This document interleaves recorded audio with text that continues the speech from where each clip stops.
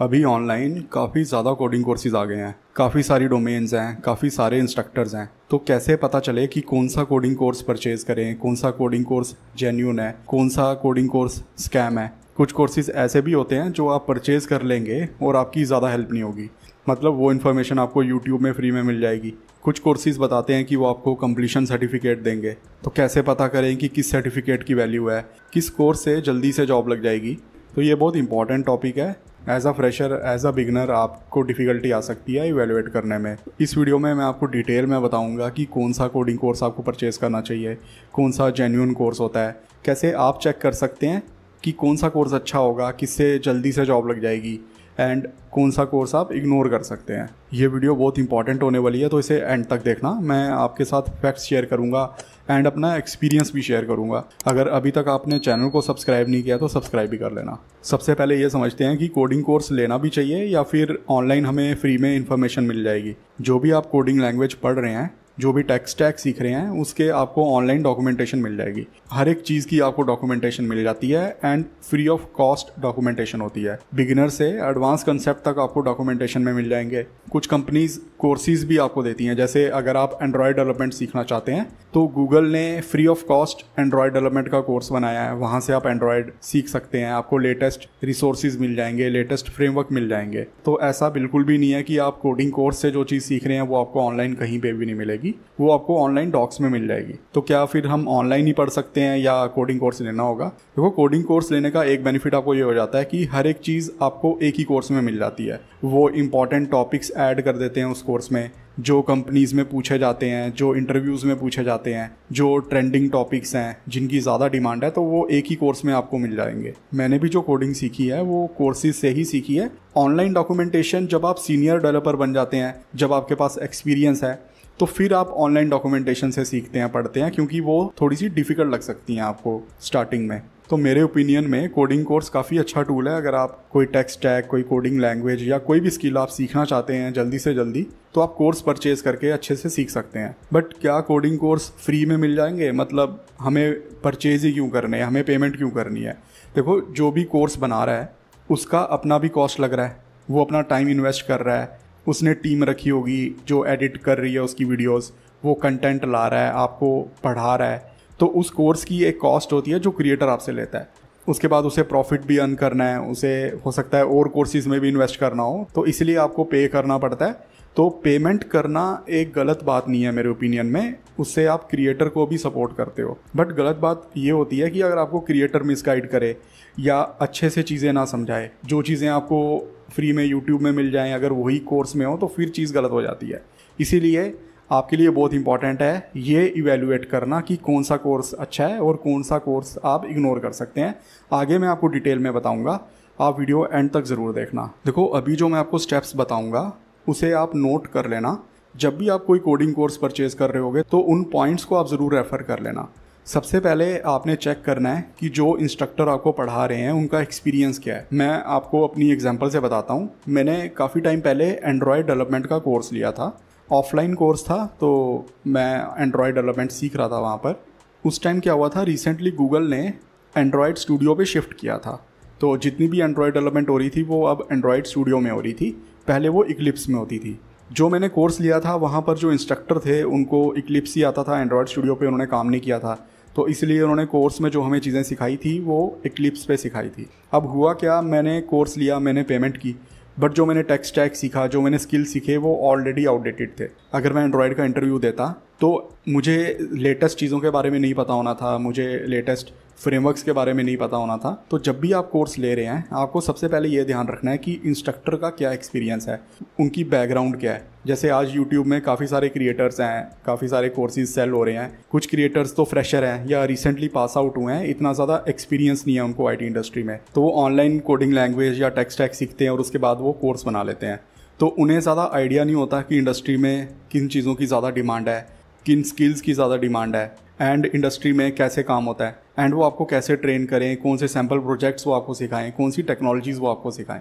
तो जब भी आप कोर्स ले रहे हो, आपने एक्सपीरियंस चेक करना है, आपने बैकग्राउंड चेक करना है इंस्ट्रक्टर का, आपने प्रीवियस कोर्सेज़ को चेक करना है कि उनकी रेटिंग कैसी है, अगर आपके फ्रेंड्स ने वो कोर्स लिया तो आप उनसे भी हेल्प ले सकते हैं। उसके बाद आपने चेक करना है कि उस कोर्स की ड्यूरेशन क्या है। कई बार क्या होता है, इंस्ट्रक्टर आपको बताते हैं कि 15 डेज़ में या 10 डेज़ में आप फुल स्टैक डेवलपमेंट सीख सकते हो, डेटा एनालिसिस सीख सकते हो सकता है वो 1 मंथ का 15 डेज़ का कोर्स सेल कर रहे हो। तो जितना शॉर्ट कोर्स होगा उसमें आप उतनी कम चीज़ें सीखोगे।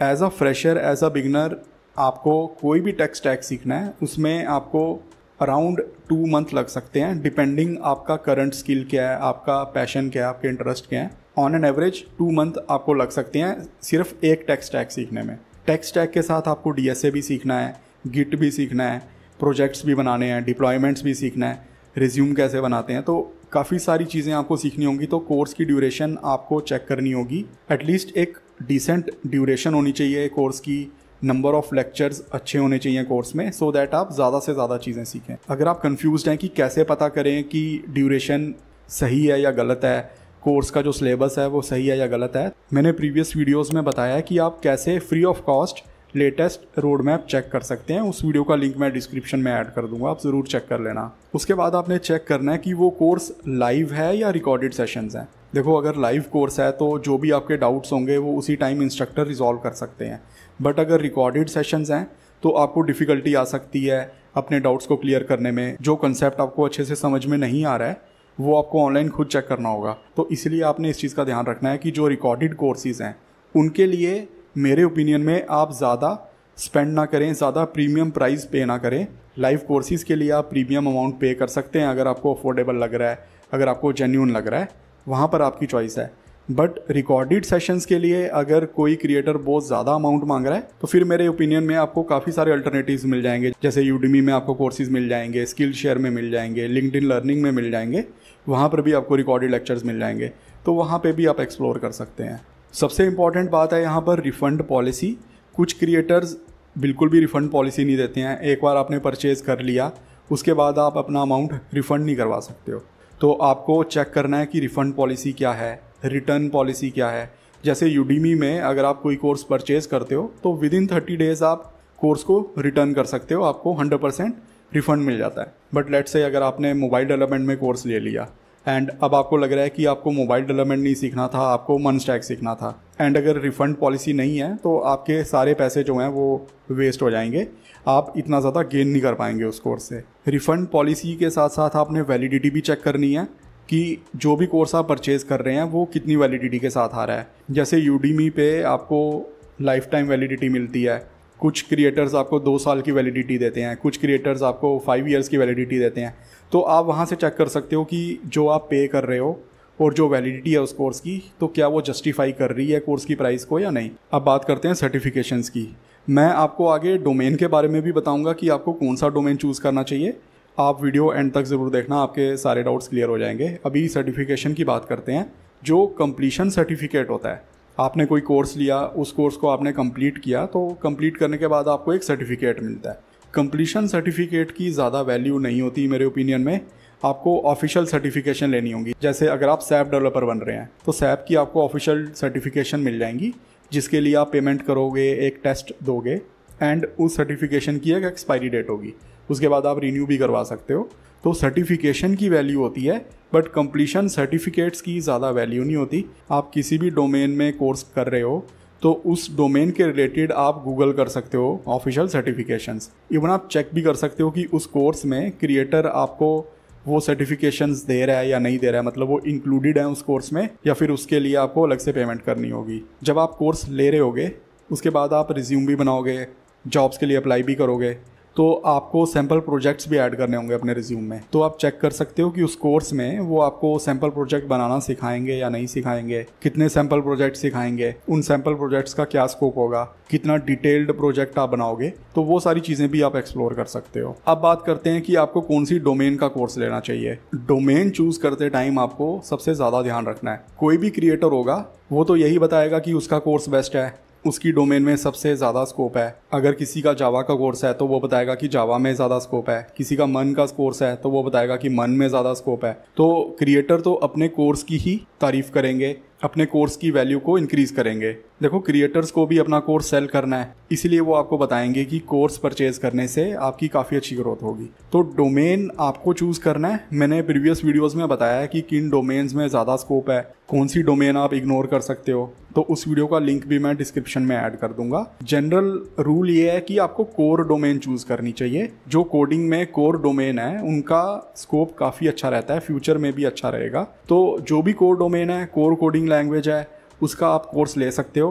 प्लस जिस डोमेन में आपका इंटरेस्ट है आपको वो डोमेन चूज़ करनी चाहिए मेरे ओपिनियन में। लेट्स से आपका डेटा एनालिसिस में इंटरेस्ट है, या किसी का मोबाइल डेवलपमेंट में इंटरेस्ट है, या फिर किसी का रिएक्ट में इंटरेस्ट है, तो जहाँ पर आपका इंटरेस्ट है, जो टेक्नोलॉजी आपको इंट्रीग करती है, आपको वो कोर्स लेना चाहिए। बिकॉज आप अपने इंटरेस्ट से चीज़ें जल्दी सीखेंगे, आप ज़्यादा मोटिवेटेड रहेंगे, एंड आपको डाउट्स भी नहीं आएंगे कि इस डोमेन की जगह अगर आप कोई और डोमेन चूज़ कर लेते तो वैसे डाउट्स भी आपको नहीं आएंगे। डोमेन के साथ साथ आपको डीएसए भी करना होगा। पैरेलल में आप डीएसए कर सकते हो। डीएसए बहुत ज़्यादा इंपॉर्टेंट है। अभी जैसे हायरिंग स्लो हो गई है तो ऑलमोस्ट काफ़ी सारी कंपनीज डीएसए के राउंड ले रही हैं, डीएसए पे भी फोकस कर रही हैं। Big MNCs, product based companies या स्टार्टअप्स जो अच्छा पे करते हैं फ्रेशर्स को, ये सारी कंपनीज डीएसए के राउंड लेती हैं। तो आपको डीएसए भी पैरेलली करना है, उसके क्वेश्चंस रेगुलरली सॉल्व करने हैं। तो मैं डीएसए रोड मैप का लिंक भी डिस्क्रिप्शन में ऐड कर दूंगा, वो वीडियो ज़रूर चेक कर लेना। आई होप आपने इस वीडियो में कुछ नया सीखा होगा। अगर आपके कुछ डाउट्स हैं, मैंने कुछ मिस कर दिया है, तो आप कमेंट कर देना। अभी तक अगर आपने चैनल को सब्सक्राइब नहीं किया तो सब्सक्राइब भी कर लेना।